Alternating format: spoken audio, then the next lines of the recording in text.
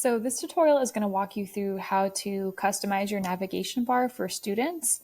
This is something that I like to do in my courses because I think sometimes the amount of options that students have is really overwhelming, and usually the more options they have, the more likely they are to get lost.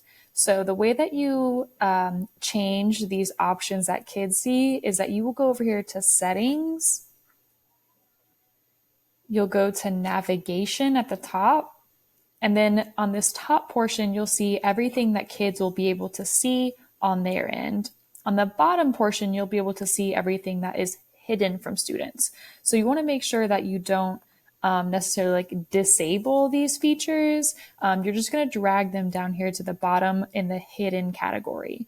And I take everything to the bottom. The only things that I leave for students to be able to see are usually my homepage and modules. So you'll just drag them all down here. And again, you can keep different ones at the top if you want kids to have quick access to them, but I'll explain why I don't do that. Maybe I'll keep announcements now that we're doing more virtual stuff.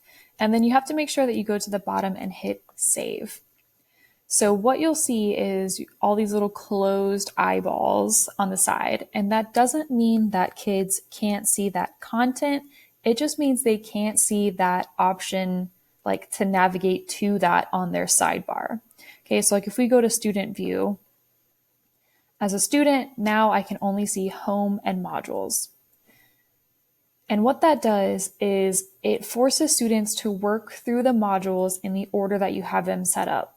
So if you have your modules kind of chronologically set up with your pages, your quizzes, your assignments, your discussions, that's the only way that they'll be able to access that content. And the reason that this is handy is that if kids have the option to navigate to like assignments or discussions, a lot of kids will get into Blend and they'll just automatically go click on assignments, and then it'll populate the assignments that you've created, but they won't have any context. It won't be in like any order kind of chronologically. So they'll open this up and say, annotating PDFs, I have no idea what I'm supposed to do here. There's no instructions. I don't know what I'm supposed to do.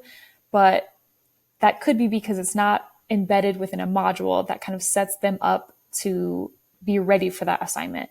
Same thing with quizzes. If they click on quizzes or discussion boards, it'll show them the quizzes that you've created for your class, but it won't show them anything that's supposed to come before or after to kind of help them get ready for that. That's why I turn those off. That way they have to go to modules. They have to see kind of the order of events before they can get to those assignments or discussion boards. And again, you can choose to set yours up differently if you want to make other things available like a syllabus or announcements. Mine has the little eyeball here because I haven't made any announcements yet. Once I make one, that will then appear on their sidebar, something that they can navigate to.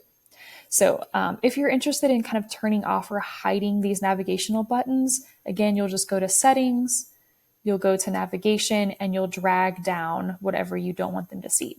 Just make sure you hit save at the end, and that will just kind of help streamline your class for students to make sure that they go where you want them to go and work in the order you want them to work in.